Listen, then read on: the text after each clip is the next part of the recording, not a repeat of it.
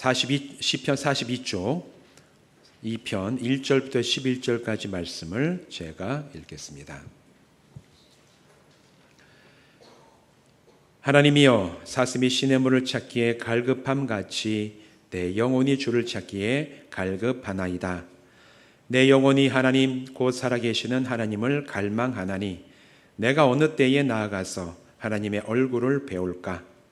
사람들이 종일 내게 하는 말이 내 하나님이 어디 있느냐 하오니 내 눈물이 주야로 내 음식이 되었도다.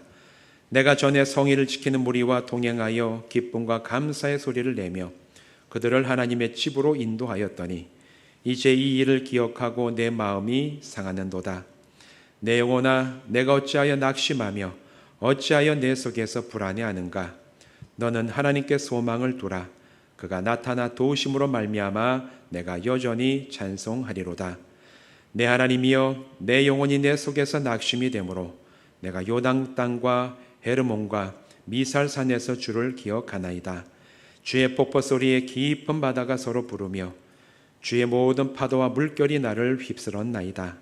낮에는 여호와께서 그의 인자하심을 베푸시고 밤에는 그의 찬송이 내게 있어 생명의 하나님께 기도하리로다. 내 반석이신 하나님께 말하기를 어찌하여 나를 잊으셨나이까? 내가 어찌하여 원수의 압제로 말미암아 슬프게 다니나이까 하리로다. 내 뼈를 찌르는 칼같이 내 대적이 나를 비방하여 늘 내게 말하기를 내 하나님이 어디 있느냐 하도다. 내 영혼아, 내가 어찌하여 낙심하며 어찌하여 내 속에서 불안해하는가? 너는 하나님께 소망을 두라. 나는 그가 나타나 도우심으로 말미암아 내 하나님을 여전히 찬송하리로다. 아멘. 기도하겠습니다. 하나님, 오늘 우리에게 예배할 수 있는 교회와 예배당과 건강을 허락하셔서 우리가 이 자리에 모여 하나님 앞에 예배를 드립니다. 이제 말씀을 나누오니 성령님 이 시간 우리 심령 가운데 임하셔서 진리의 빛을 조명하심으로 이 말씀 우리 영의 양식이 되고 우리가 나갈 진리의 길의 방향이 되고 우리가 부를 영광의 노래가 되게 하여 주시옵소서. 예수님의 이름으로 간절히 축복하며 기도하옵나이다. 아멘. 오늘 이곳에 모여서 또 온라인으로 예배하시는 모든 분들 주님의 이름으로 축복합니다. 오늘 이 시간에는 그리스도인이 낙심과 불안을 어떻게 이겨낼 수 있는가, 성도된 우리들이 낙심과 불안, 때로는 두려움을 이겨내는 이 성경적인 법에 대해서 함께 말씀을 나누겠습니다. 사람은 여러 가지 공통점이 있는데 누구나 살아가다 보면 낙심과 불안함을 느낄 때도 있고 또 두려움에 또 때로는 사로잡힐 때가 있어요. 그렇죠? 아닙니까? 요즘에 여러분은 어떤 마음속에 뭐가 내 마음에 좀 낙심이 되거나 또 불안함이 되거나 아니면 뭔가 좀 두려워하는 마음을 주는 그 대상이 어떤 게 있습니까? 저에게는 말씀하지 않으셔도 됩니다. 그런데 각자가 요즘에 이런 것들이 나를 좀 낙심하고 또 이제 불안하게 합니다. 한번 돌아보실 필요는 있을 것 같아요. 모두가 다 때로는 낙심과 불안함을 느끼는데 사실 이런 낙심과 불안은 연령에 따라 다르고 뭐 어떤 직업이나 성별에 따라서도 달라집니다. 아이들을 키우신 분들은 어릴 때 아이들이 공통적으로 보여주는 이제 무서워하는 게 있죠. 아이들이 제일 무서워하는 게 뭐죠? 네? 귀신 무서워하죠. 저도 어릴 때 전설의 고향만 보면 저희 부모님도 계시지만 장롱에 들어갔습니다. 차마 두 눈 뜨고 못 봐가지고 한쪽 눈 감고 봤던 그런 기억이 나는데 어릴 때 보면 귀신 아니면 어두운 곳에 있는 것, 깜깜한 거 이런 거 아이들이 굉장히 무서워하죠. 그런데 자라나면 성인이 되면 사실 그런 거 별로 안 무섭습니다. 그 다음에 이제 두려워하거나 나에게 낙심을 주는 대상들이 바뀌어요. 학생이 되거나 청년이 되면 봐야 될 시험이 나에게 큰 불안함을 줄 때도 있고 내가 이제 직장에 취업해야지 또 이제 뭐 결혼도 해야지 이런 것들이 두려움을 주는 낙심의 대상이 또 바뀝니다. 그렇다고 해서 나이가 많아서 이제 우리가 다 성인이 되면 그럼 우리가 낙심과 불안함에서 자유해지냐? 그렇지도 않아요. 성인이 되고 직업을 갖고 가정을 이루고 사회생활을 하다 보면 거기에서는 여러 가지 불안한 것들, 나의 능력의 한계들 이런 걸 보면서 내가 이거 잘할 수 있을까? 나의 가정을 잘 부양할 수 있을까? 나의 직장에서 나에게 맡겨진 일을 잘 내가 감당할 수 있을까? 이런 것들이 때로는 낙심이 되고 또 불안함을 우리에게 주죠. 그러면 이제 노년이 되면 우리가 불안함에서 다 해방이 됩니까? 우리 할머니 권사님도 어떠세요?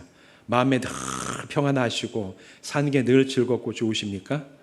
우리 어른들과 함께 말씀을 나눠보면 어르신들은 건강에 대한 이제 굉장히 불안함과 두려움이 있으시죠. 그건 어쩔 수 없습니다. 사람이기 때문에 우리의 육신이 낡아져가는 것을 보면서 예전 같지 않은 그런 나의 모습 보며 우리 마음속에 또 두려움, 건강에 대한 두려움, 이런 것들이 연세 많이 지긋이 드신 분들은 또 그런 것에 대한 이제 느낌을 가지고 계시죠. 그런데 이런 모든 불안과 두려움의 그 원인을 살펴보면 공통점이 있어요. 뭐냐 하면 내 가진 힘과 능력을 가지고 해결하기가 어렵거나 불가능한 대상, 환경과 조건을 만나면 그때 사람은 두려워하거나 낙심하거나 불안을 느끼게 돼요. 사람은 본능적으로 내가 뭔가를 다 컨트롤할 수 있고 내 힘으로 다 해결할 수 있으면 불안함을 느끼지 않습니다. 그런데 뭔가 불안하다는 것은 나의 지금 한계 앞에 도달했다는 거예요. 내 능력으로 해결되지 않는 뭔가를 만났고 이거는 나로서는 도저히 감당할 수가 없는 상황이나 일이나 그런 사람이구나. 이런 걸 만나면 공통적으로 사람은 다 낙심하거나 불안하거나 두려움을 느낍니다. 사실 여러 가지가 그렇지만 사람에게 있어서 가장 큰 두려움과 불안을 주는 것은 죽음이에요. 왜냐하면 이 세상 어떤 사람도 자기의 힘과 능력을 가지고 이 죽음이라는 것, 나에게 닥친 이 죽음의 문제를 해결할 수 있는 사람은 단 한 사람도 없기 때문에 죽음은 모든 인간에게 절대적인 낙심과 때로는 불안과 두려움을 줍니다. 그래서 어떤 사람들은 이런 이유 때문에 이 죽음의 문제를 벗어나기 위하고 아니면 극복하기 위해서 어떤 특정한 종교를 선택하고 거기에 귀의해서 거기에서 요구하는 믿음의 길을 따라가는 사람들, 사실 죽음의 문제가 종교에 있어서 가장 중요한 이제 이유 중에 하나지요. 그러면 많은 종교가 이 땅에 있는데 그 중에서 우리처럼 신앙이 있다면 이 성경의 진리를 가지고 내가 하나님을 믿는 믿음을 가지고 내가 살아간다면 그러면 우리는 낙심과 불안, 두려움에서 완전하게 자유한 삶을 살아갈 수 있습니까? 내가 믿음만 있으면, 내가 신앙만 있으면, 내가 하나님만 믿으면 여러분 우리는 전혀 낙심하지 않고 전혀 두려워하지도 않고 전혀 불안함도 안 느끼는 완전하게 평안한 삶을 여러분 살아오셨습니까? 한번 신앙생활 했던 그 여정을 한번 돌아보십시오. 그러면 참 좋겠지만 사실 우리의 현실은 그렇지 않지요. 믿음이 좋은 성도라도 때로는 낙심하고 두려워할 때가 있습니다. 신앙의 연륜이 오래된 사람도 때로는 정말 마음속에 실망감이 들 때도 있고 내가 이걸 넘어설 수 있을까? 그런 마음이 들 때가 있어요. 목회자도 마찬가지고 장로님들도 마찬가지고 오랫동안 신앙생활 하고 오신 분들 다 마찬가지예요. 믿음이 있어도 때로는 우리가 낙심과 불안함이 엄습할 때가 있어요. 오늘 이 복음 시편 42편을 쭉 읽어보면 이 본문 시편의 저자 역시 동일합니다. 시편을 읽어보면 여기에서의 저자는 자기가 느끼는 낙심, 불안함, 두려움을 아주 솔직하게 기록하고 표현하고 있지요.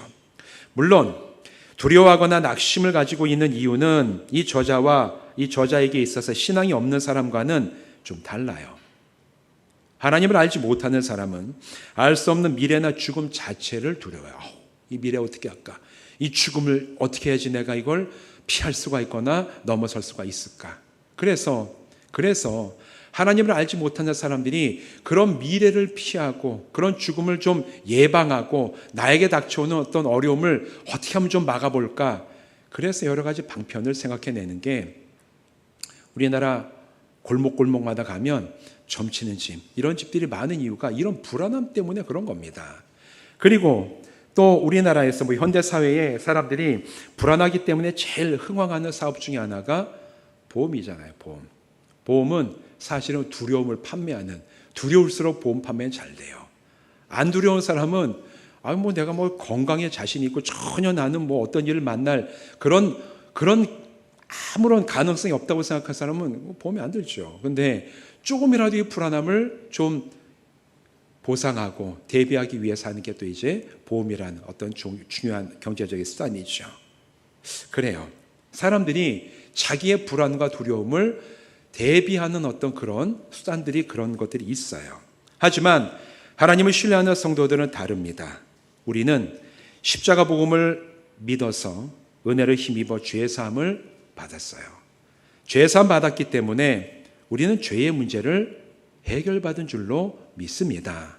그러면 죄의 문제를 해결했다는 것은 곧 죄로 인해서 죽음 이후에 영원한 죽음에 처해 있는 그런 상황이 우리에게는 사라지고 이제 죽음 너머의 영원한 삶에 대한 약속을 우리는 받았고 그것을 확신하기 때문에 하나님을 신뢰하고 십자가 복음을 믿은 사람은 죽음에 대한 두려움을 넘어서게 됩니다. 그런데 하나님을 알고 믿음 안에 있다고 할지라도 때로는 사람은 낙심과 불안함을 느낄 때가 있어요. 오늘 본문에서 시편의 저자는 무엇 때문에 낙심하고 불안함을 느끼고 있습니까? 제일 중요하게 이 저자가 낙심과 불안함을 느끼는 것은 하나님이 자기 자신을 떠나신 것 같아서 낙심하고 불안하다고 얘기를 하고 있습니다. 하나님을 찾아도 만나주시지 않는 것 같아서 불안해합니다.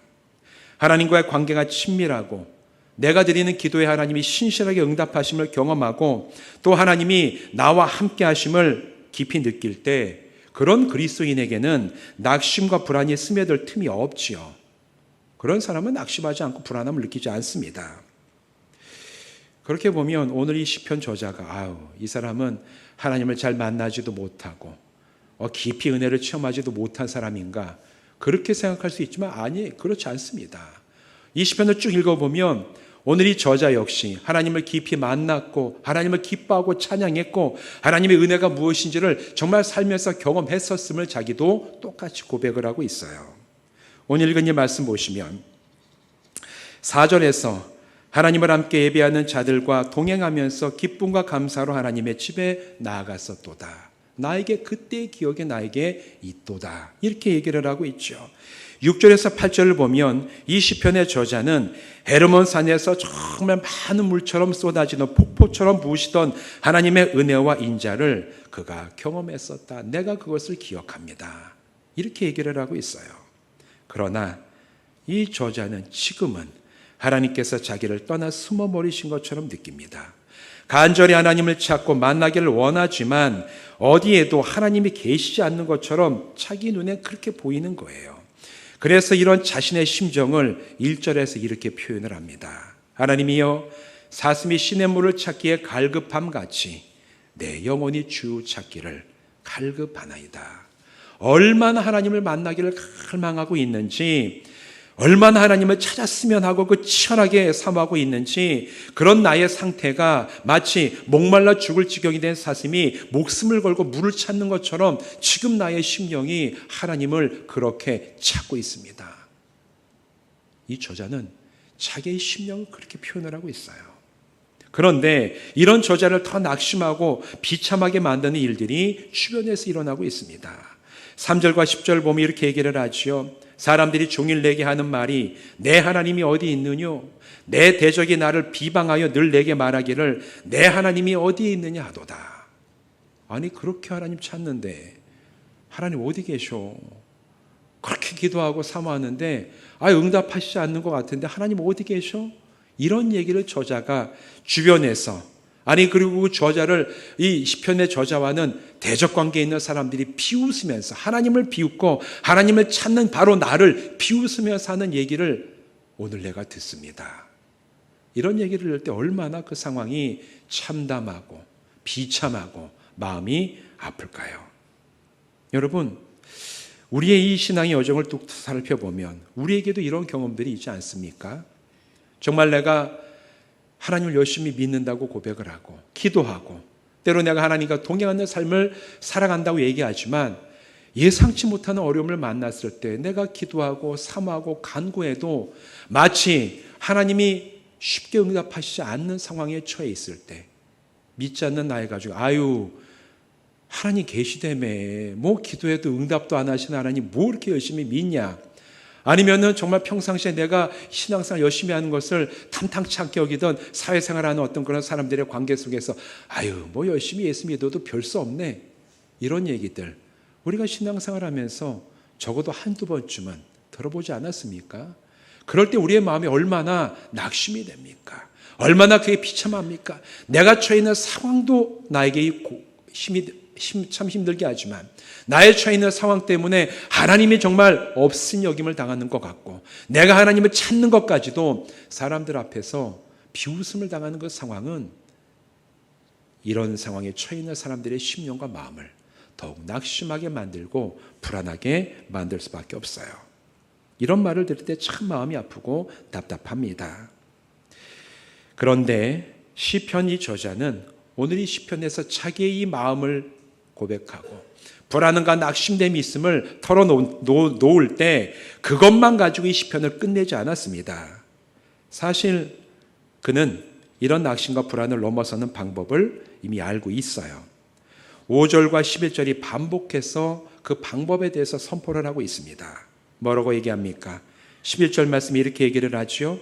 내 영혼아, 내가 어찌하여 낙심하며 어찌하여 내 속에서 불안해하는가? 너는 하나님께 소망을 두라. 나는 그가 나타나 도우심으로 말미암아 내 하나님을 여전히 찬송하리로다. 이렇게 지금 고백을 하면서 그의 이 시편을 마감을 합니다. 저자가 이 말씀에서 선포하고 있는 이 구절을 보면 불안과 낙심을 넘어서는 세 가지 단계가 있음을 우리는 알 수가 있어요. 그 첫 번째 단계는 내가 오늘 낙심되고 불안함을 솔직하게 인정하는 겁니다. 첫 번째 단계는 그거예요. 우리가 신앙생활 하다 보면 내 신앙의 연륜이 많아지고 뭐 내가 직분이 있고 뭐 그런 여러 가지 이제 타이틀이라 그러는데 이제 이 공동체 안에서 우리의 나름대로의 이제 처해 있는 가지고 있는 지위가 있죠. 그러다 보니까 사실 때로는 어려움을 당하거나 내 마음이 낙심이 되거나 불안해할 때 그거를 사실 드러내지 못하고 표현하지 못할 때가 있어요. 교회에서 누가 그 제일 심할 것 같습니까? 목사입니다, 목사. 교회에 무슨 일이 일어났을 때 목회자부터 막 불안해하면 모든 교인들이 다 불안해요. 그래서 목회자 놀래도 전혀 안 놀란 것처럼, 마음이 막 불안이 들어도 전혀 안 그런 것처럼, 이제 마음은 막 뛰어도 이제 표정을 그렇게 하면 모두가 다 불안해지니까. 그런데 사람들 사이에서 우리가 그렇게 솔직하게 드러내지 않을 수도 있어요. 왜? 공동의 이익을 위해서 그러지 않을 수 있죠. 하지만 중요한 것은 하나님 앞에서는 솔직해야 됩니다. 하나님, 나의 마음이 지금 무너지고 낙심이 되고 불안합니다. 사람들은 나의 모든 걸 다 이해하지 못하고 헤아리지 못하지만 하나님은 아시지 않습니까? 나의 이 마음이, 내 심령이, 내 감정이 흔들리고 낙심되고 불안합니다. 우리는 하나님 앞에서는 우리의 모든 것에 대해서 솔직하고 겸손하게 인정하면서 하나님 앞에 엎드릴 때, 바로 그때 우리가 낙심과 불안함, 두려움을 넘어설 수 있는 그 변화가 시작이 될 줄로 믿습니다. 그렇기 때문에 우리가 해야 될 것은 하나님 앞에서 인정하는 거예요. 오늘 이 시편 저자처럼 하나님, 저의 영혼이 흔들리고 낙심하고 불안감이 듭니다. 그러나 이것을 제가 가지고 나와 하나님 앞에 고백을 하오니 주여 저에게 변화를 허락하여 주시옵소서. 하나님 앞에 이런 고백을 드리고 겸손하게 인정하고 주님 앞에 나가는 성도들 되시기를 주님의 이름으로 부탁을 드립니다. 두 번째 이 절차, 두 번째 단계는 뭐냐? 하나님께 소망을 두어야 돼요. 11절에서 얘기하죠. 내 속에서 불안해하는가? 너는 하나님께 소망을 두라. 하나님께 소망을 두는 게 두 번째로 성도들이 해야 될 일입니다. 여러분, 근데 이거 너무나 잘 알고 있죠. 하나님을 의지하고 하나님께 소망을 두는 것 다 알고 있는 사실이에요. 뭐 너무나 뻔한 얘기 같은데 오늘 이 본문에서 이 뻔한 것 같지만 뻔하지 않은 그 한 구절이 있습니다. 시편의 저자가 찾는 하나님, 그는 어떤 하나님을 간절히 사모하고 만나기를 바라냐? 2절에 그 이야기가 나와요. 우리 2절 말씀을 같이 한번 읽어보실까요? 시작. 내 영혼이 하나님 곧 살아계시는 하나님을 갈망하나니 내가 어느 때에 나아가서 하나님의 얼굴을 배울까. 아멘. 시편의 저자는 하나님을 바랐는데 그 하나님이 어떤 하나님입니까? 살아계신 하나님을 그가 소망하고 만나기를 바라고 간절히 사모한다라는 거예요.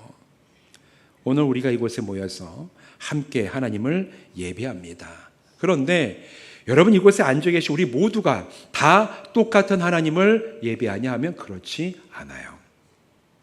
이 중에 어떤 분들은 그저 전에 들은 하나님을 지식으로만 알고 예배할 때가 있어요. 하나님이 좋은 분이라고 하니까 아우 그런가 보다 그렇게 여기지만 하나님의 역사하심과 능력을 경험하지 못하고 그냥 하나님에 대해서 아는 게 전에 듣고 그냥 머리에서 아는 지식의 수준의 그런 하나님만을 알고 예배하면서 그렇게 앉아 계신 분들이 계시지요. 그런데 어떤 분은 하나님이 나를 살리시고 나를 새롭게 하시는 변화시키시는 하나님을 예배하는 사람이 있습니다. 지금까지 내가 이 삶 가운데 하나님의 역사하심과 나를 변화시키시고 나를 새롭게 하셨던 그 하나님에 대한 은혜를 경험하고 능력을 체험하고 그래서 지금도 내가 하나님 앞에서 이 믿음의 길을 가는 것이 너무너무 당연하고 나에게 기쁨이 되기 때문에 그래서 이곳에 모여서 하나님을 예배하는 그런 분들도 계세요. 두 부류의 분이 계시면 겉으로는 알 수가 없죠. 그러나 절대로 같은 하나님이 아닙니다. 근데 이 시편의 저자가 찾고 갈망하는 하나님은 바로 이처럼 살아계시고 변화시키시고 역사하시는 살아계신 하나님이세요. 죽은 영을 살리시고 심령과 마음이 변화되고 또 인생에 관여하시며 인류의 역사를 이끌어 가시는 살아계신 하나님, 바로 이 하나님을 오늘 이 시편 40편의 저자는 간절히 만나기를 간구하고 있는 겁니다. 그렇기 때문에 오늘 혹시 내 마음속에 낙심과 불안으로 흔들리는 성도들이 계시다면 반드시 살아계신 하나님께 소망을 두고 주여 제가 살아계신 하나님을 만나기를 원합니다. 사모하면서 주님 앞에 서시기를 주님의 이름으로 축원드립니다. 그때 살아계신 하나님께서 변화를 일으키시고 그 사람은 낙심과 불안에서 자유할 수가 있어요.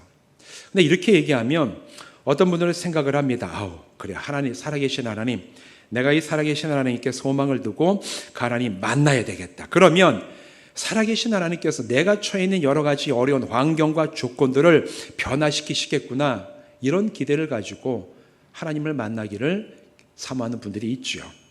기도하면서 사모하죠. 맞습니다. 우리가 그것들을 기대해야 돼요. 변화의 우선순위를 외적인 환경과 조건에 맞추시는 분, 그거 우리에게 필요하죠.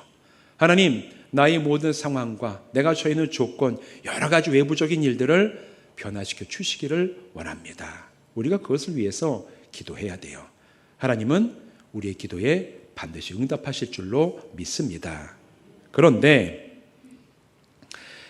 이런 기도와 이 외적인 것이 변화되기 이전에 더 먼저 변화되어야 될 것이 있어요. 낙심과 불안에 사로잡힌 성도의 내적인 상태가 외부적인 뭔가의 변화를 이루기 전에 성도의 내면이 먼저 변화되어야 됩니다.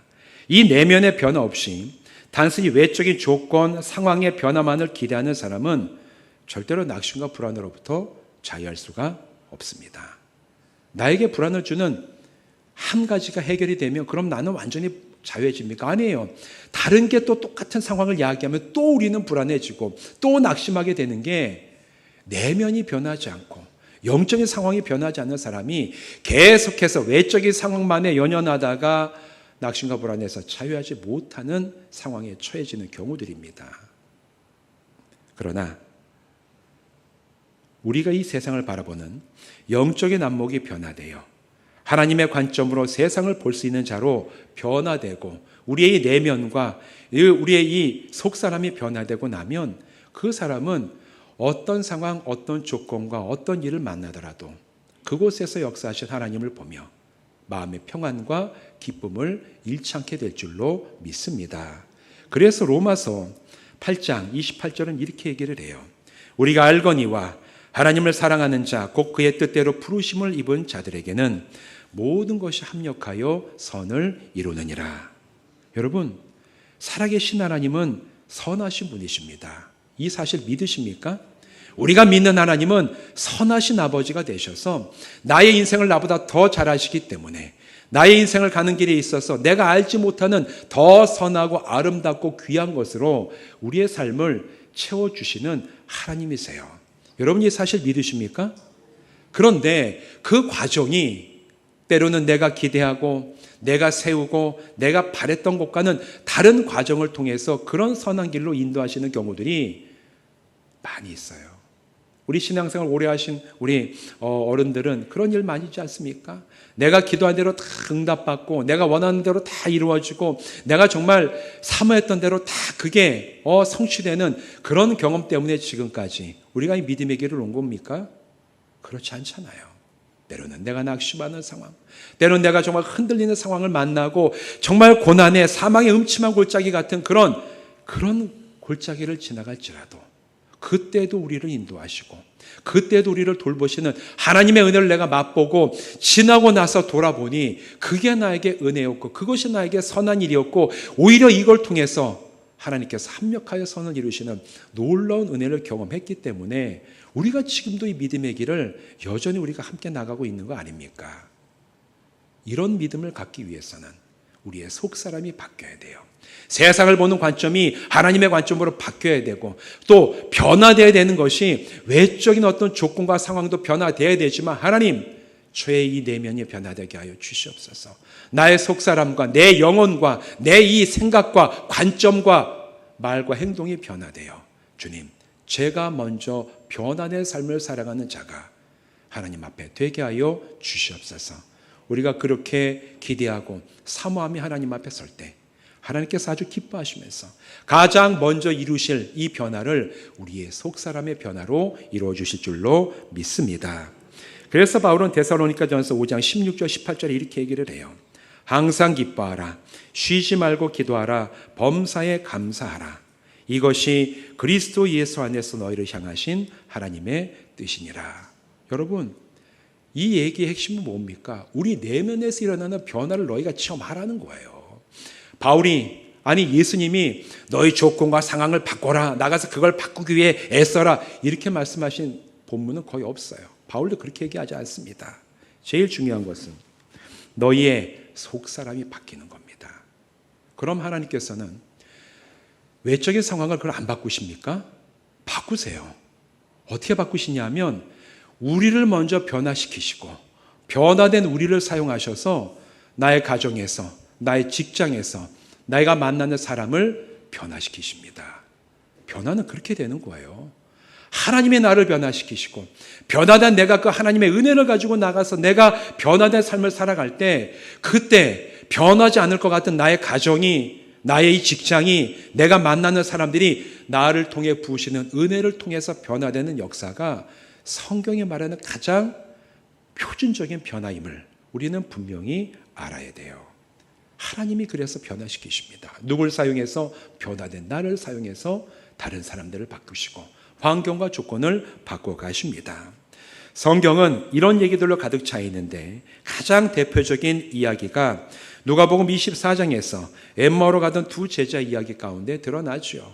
제가 참 좋아하는 말씀이기도 하고 제가 종종 설교하는 본문이기도 하는데 여러분, 엠마오로 내려가던 두 제자 이야기 잘 알고 계시지 않습니까?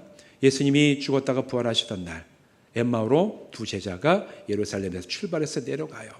그들이 내려가는 이유는 예루살렘에 있는 게 자기들에게 위협이 되기 때문에 불안해가지고 견딜 수가 없어서 내려가는 거죠. 그런데 그들이 엠마오로 가다가 부활하신 주님을 만납니다. 못 알아봐요. 그 채 서로 얘기하면서 가죠. 왜 지금 이렇게 슬픈 기색을 띠고 가느냐? 보니까 예루살렘에서 내려오시는 것 같은데 요즘에 예루살렘에서 최근에 있었던 큰 사건을 알지 못합니까? 예수라는 분이 있다가 이분이 정말 우리는 그분을 기대하고 이스라엘을 구원할 분 메시아를 우리가 정말 기대했는데 당국자들이 죽였습니다. 근데 죽은 지 3일 지났는데 여인들이 무덤에 갔다 오더니만 그분이 지금 부활했다고 얘기하는 겁니다. 그러면서도 예수님 앞에서 예수님에 대한 이야기를 하고 가는 거예요. 못 알아봤어요. 그러자 예수님이 성경에서 자기에 대해서 기록된 말씀들을 풀어 설명해 주시면서 엠마오로 가시더라. 그들이 엠마오에 이르러 예수님과 함께 식사를 하실 때 주님이 떡을 떼고 축사하실 때 그들의 눈이 밝아져서 예수님이 신주를 알아보았더라. 그 다음에 어떤 일이 벌어집니까? 제자들이 우리 주님 만났습니다. 참 기쁩니다. 저 어서 드세요. 우리 빨리 듭시다. 이러고 그 이야기가 끝납니까? 그렇지 않아요. 그들이 주님을 말아보았을 때 서로 얘기하죠. 주님이 성경을 풀어주실 때 우리의 마음이 뜨겁지 아니하더냐. 그리고 즉시 일어나, 밥도 안 먹어요. 즉시 일어나 어디로 갑니까? 예루살렘으로 다시 올라갔더라. 여러분, 한나절 사이 예루살렘에 무슨 변화가 있겠습니까?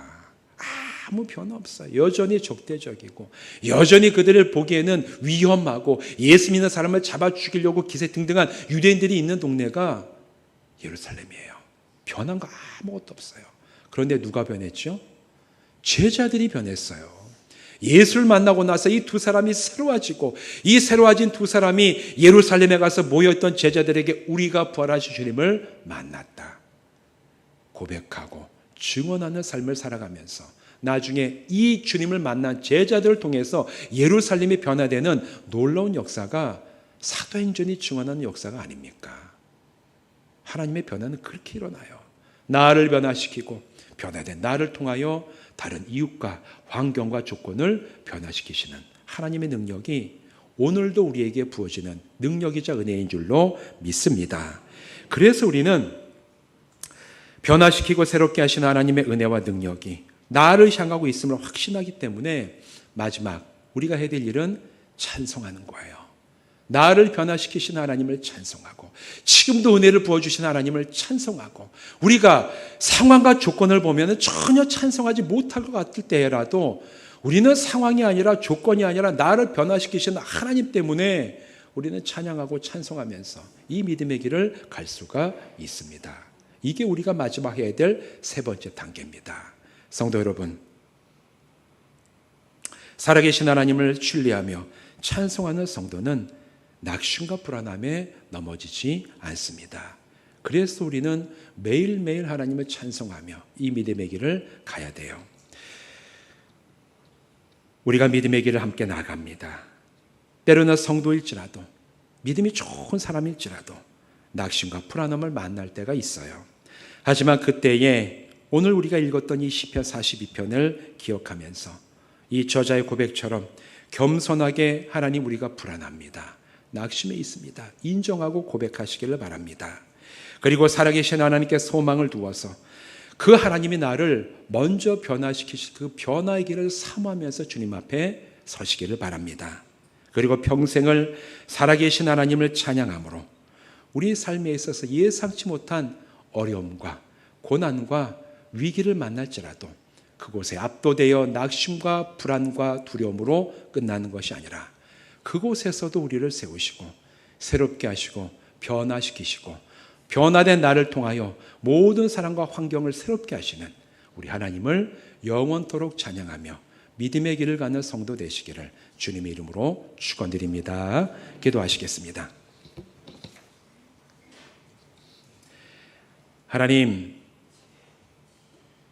우리가 믿음의 길을 가면서 때로는 낙심과 불안함을 만납니다. 어떤 사람 때문에 낙심할 때도 있고 우리가 해결하고 감당하기 힘든 일 때문에 불안과 두려움에 사로잡힐 때도 있습니다. 그때에 우리가 이 환경과 조건, 대상을 보고 그냥 주저앉지 않게 하여 주시옵소서.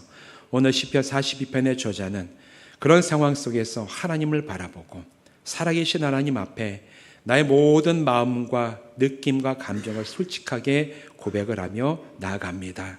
그리고 살아계셔서 우리로부터 변화시키실 하나님을 정말 기대하면서 소망을 하나님께 둔다고 고백을 합니다.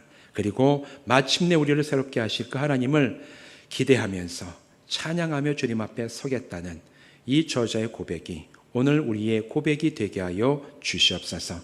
그리하여 주님, 우리가 살아가는 모든 삶 동안에 어려움을 만날지라도 우리가 변화된 나를 통하여 우리의 환경과 조건을 바꾸어 가시는 살아계신 하나님의 능력과 은혜를 깊이 체험하며 기뻐하며 주님 앞에 달려나가는 모든 새로운 교회 성도 되게 하시기를 간절히 바라옵고 예수님의 이름으로 축복하며 기도하옵나이다. 아멘.